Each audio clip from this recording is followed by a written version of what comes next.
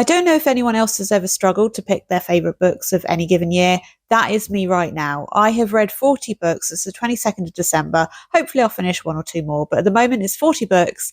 And yeah, I've struggled. I tried to make it 6, but really it's actually 10. So my best books are 25% of the whole, and whatever, I'm going with it. So here are those books. They're in order of like sort of physical size, nunnery books, so that does make it easier to show you. Let's do this. So first up, we have Tasneem Abdur-Rashid's The 30 Before 30 list. This is Tasneem's second book under her own name, and it is a rom-com.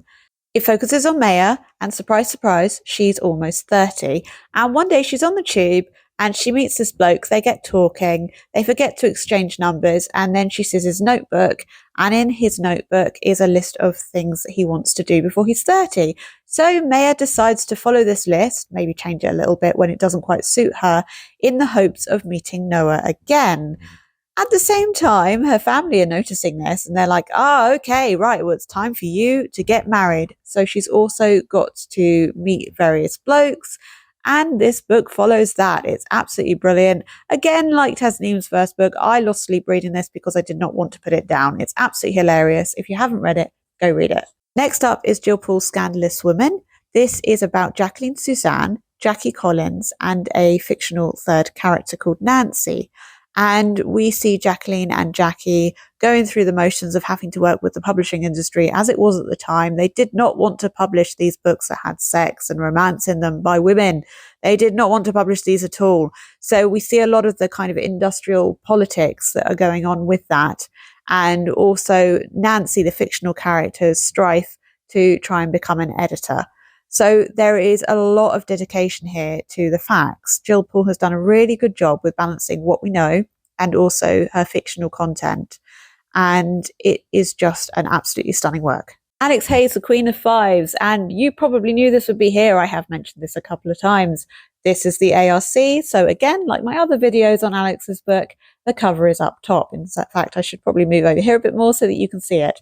This is a Victorian con woman who has 5 days to meet, marry, and swindle the richest man in the kingdom. This is absolutely fantastic. If you've read The Housekeepers, you're in for a treat. Nikki Marmery's Lilith. This follows the woman who came before Eve in various traditions through the ages. She lives a very, very long time, and I think it goes up to our present day, if I remember rightly. And it's just really well done. We see a lot here about people who are rejecting various religions over time and why they do, and how everything is kind of geared towards what's going on with the patriarchy and Lilith's trying to change things. This is Amy Engel's I Did It For You. It's a thriller where a woman goes back to her small town in Kansas following a copycat murder. There's been a murder that is very like the murder of her sister. And Greer, the character, had always felt that things were missed in the original investigation. Although they did find the killer and he was executed, but she always feels that there was someone else behind it. So with these copycat murders, she kind of opens it up again and looks for the truth. This is what I would call a literary thriller. That was very, very difficult to say. The pacing is very interesting. It's not too fast paced, but it allows you to kind of just immerse yourself in the location and also really kind of get to grips with everything that's going on. There's also not too much of a reliance on red herrings. So it's a really different experience. I haven't seen this book on BookTok at all, but I have seen it do well outside of that. This is Kaliane Bradley's The Ministry of Time.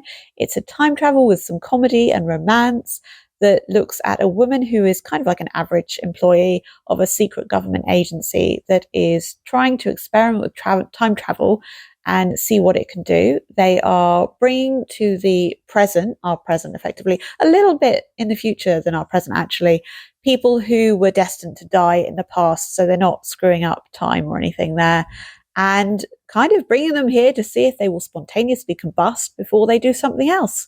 And we don't really know what they are planning to do in total because of the fact that we've got as our narrator an average employee. She's not privy to all the little secrets. But this is a really, really good book. And it also has a real historical person in it, Graham Gore, who was an explorer at the Arctic and never got back. Maggie Brookes as The Prisoner's Wife is about a Czech farm girl in World War II who meets a British prisoner of war, and they secretly get married and run away because they want to be together. And then they get caught, and in order for the girl Izzy to be safe and not killed, she has to pretend to be a soldier in the British Army. And so they are there for the vast majority of the war. This is a very difficult book to read, but the description is absolutely bar none. I really enjoyed reading this book. I actually had to put it down quite often. I had other books I had to read, so I did read it over the course of several months, and I just hankered to get back to it all the time. Fathomfolk by Eliza Chan is a fantasy that looks at the goings-on of a fantastical semi-submerged city that is kind of based in an East Asian heritage, but with folklore from all over the world. So you've got kelpies, you've got water dragons, you've got sirens, you've got sea witches, and it is somewhat based on The Little Mermaid in that we have a sea witch who has made a bargain with someone. And it looks a lot at immigration in terms of all these folklore characters and creatures are needing to be in the main city in order to better their lives. Their lives have not been good. So there is a big theme there of immigration, and it is absolutely wonderful. I would call it a literary fantasy.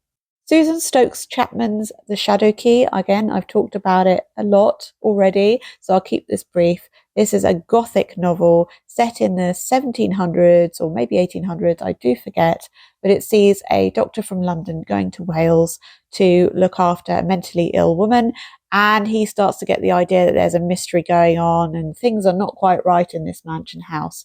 It's really, really, really good. I highly recommend it. Yeah, I did leave this till last. It is the biggest book on my list. It did take a while to read as well. Rebecca Yarros's Fourth Wing. I absolutely loved it. Book Talk, you were completely and utterly correct. This is a wonderful, wonderful book.